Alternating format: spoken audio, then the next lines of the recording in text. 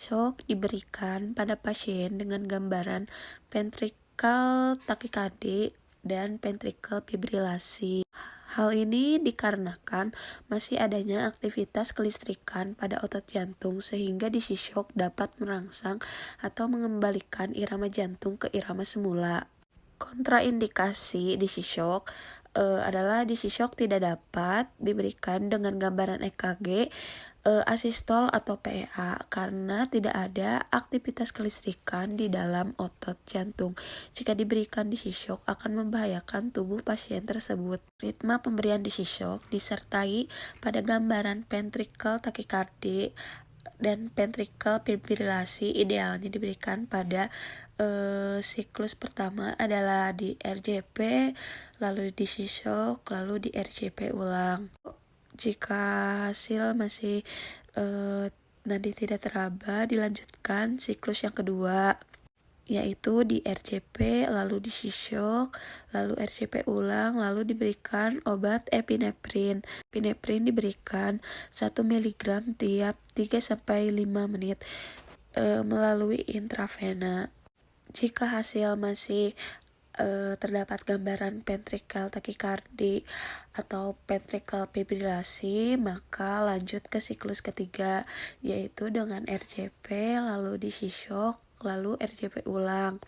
Di siklus ketiga ini harus diberikan obat, yaitu obat amiodaron, dosisnya 100 mg melalui intravena.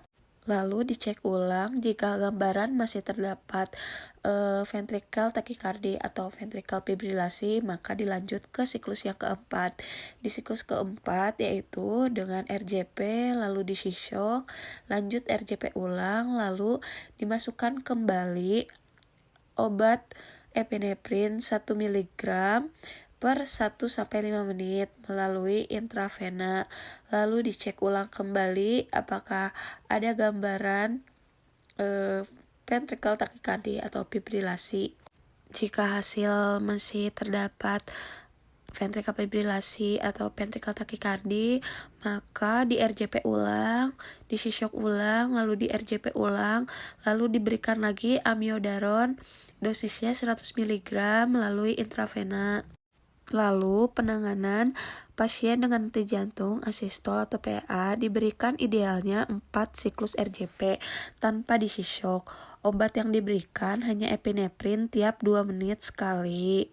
Langkah pemberian DC shock adalah pastikan seluruh elektroda terpasang, lalu hidupkan defibrilator, lalu oleskan gel pada pedal, lalu kemudian atur energi yang diperlukan. Biasanya energi yang diperlukan tidak lebih dari 300 Joule.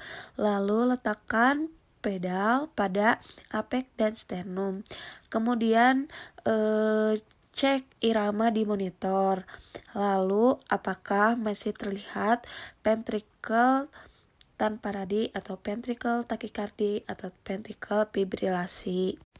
Tekan tombol pengisian energi pada pedal kepada mid defibrilator. Setelah energi tercapai, beri aba-aba yang jelas seperti energi siap, saya siap, area siap, atau berteriak clear kepada rekan yang membantu agar menghindari area pasien agar tidak tersengat listrik.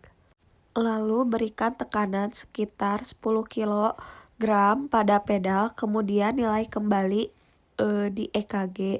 Bila masih terdapat hasil ventricle tachycardia atau ventricle fibrilasi, tekan tombol discharge pada pedal. Apabila irama ventricle fibrilasi atau ventricle tachycardia, lakukan tahap ACLS berikutnya. Terima kasih.